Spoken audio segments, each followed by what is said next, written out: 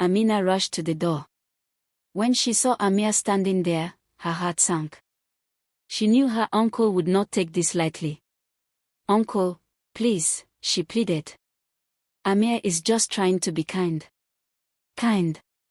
Adamu roared. "You ungrateful girl. After all I've done for you, this is how you repay me. Get out of my house and never come back." Amina felt a sharp pain in her chest. Tears welled up in her eyes as she realized she had no place to go.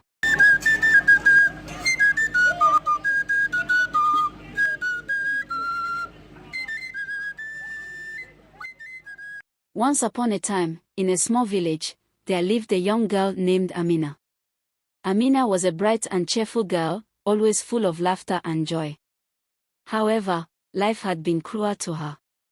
When she was just a little girl, both her parents passed away, leaving her all alone in the world. Amina's uncle, a man named Adamu, took her in. Adamu was a wealthy man but had no children of his own.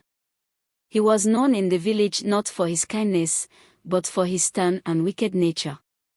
Amina, despite her hardships, grew up to be a hardworking and resilient young lady. She did all the chores in her uncle's house, from cleaning and cooking to tending the garden. Yet, no matter how much she did, her uncle was never satisfied. He would constantly berate her, calling her lazy and useless. "Amina, you good-for-nothing girl. All you do is finish my food," he would shout, even when she had been working tirelessly all day. Amina's life was a lonely one. Her uncle did not allow her to make friends, and this made her heart heavy with sadness. She wished for someone to talk to, but she dared not disobey her uncle's strict orders. One day, as Amina was fetching water from the village well, a young man approached her. He was tall and handsome. His name was Amir, and he was new to the village. "Hello," Amir greeted her with a warm smile. "I've seen you around and I was wondering if we could be friends." Amina hesitated. She remembered her uncle's harsh words and strict rules. "I'm sorry, I can't," she replied, her voice tinged with sadness. "My uncle doesn't allow me to have friends." Amir looked at her with concern. "That's not fair. Everyone deserves a friend. Maybe we can talk when your uncle isn't around." Amina shook her head. "I can't take that risk.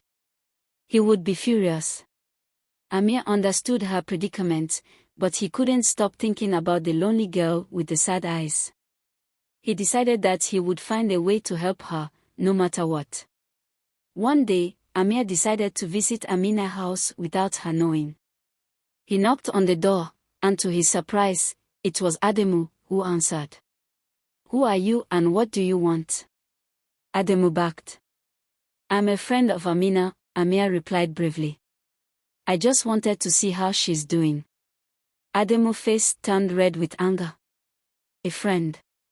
She has no need for friends. Get out of here before I throw you out myself."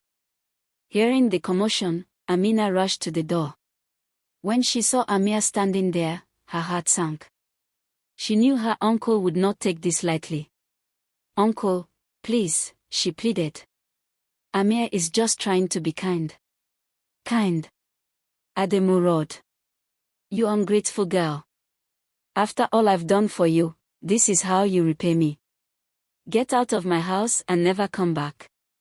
Amina felt a sharp pain in her chest. Tears welled up in her eyes as she realized she had no place to go. She turned to Amir, who looked at her with a mixture of pity and determination. "Come with me," Amir said softly. "I'll take care of you." Amir took Amina to his home, which was more better than anything she had ever seen. To her astonishment, she learned that Amir was not just an ordinary young man, he was the prince of the kingdom. "My father is the king," Amir explained. "When I saw you, I couldn't just stand by and do nothing. You deserve a better life." Amina was overwhelmed with gratitude. For the first time in her life, she felt safe and cared for. Amir's family welcomed her with open arms, treating her with kindness and respect. Days turned into weeks, and Amin's heart began to heal. She and Amir grew closer, and their friendship blossomed into love. The prince admired Amina's strength and resilience, while Amina cherished Amir's kindness and bravery. Back in the village, Adamu was furious. He had lost his only source of free labor and was now the subject of gossip and ridicule. He decided to take matters into his own hands. He went to the palace, demanding to see the king. "I am here to take back my niece," Adamu shouted.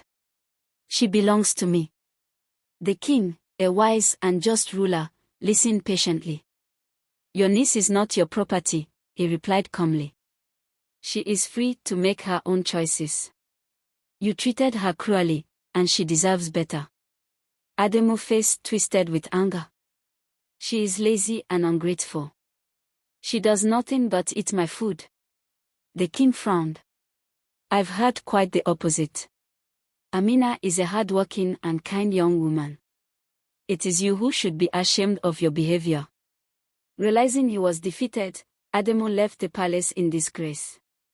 He returned to his empty house, where he was left to ponder his actions and the consequences of his cruelty.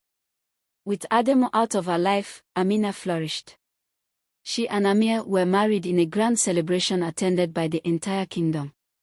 The people admired Amina's strength and courage, and she became a beloved princess. Amina never forgot her humble beginnings or the hardships she had endured.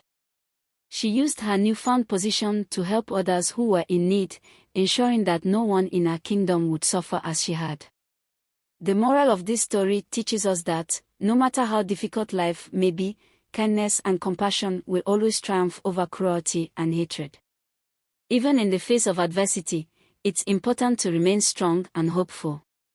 Hard work and determination can lead to a better life. Please like and subscribe, it's free.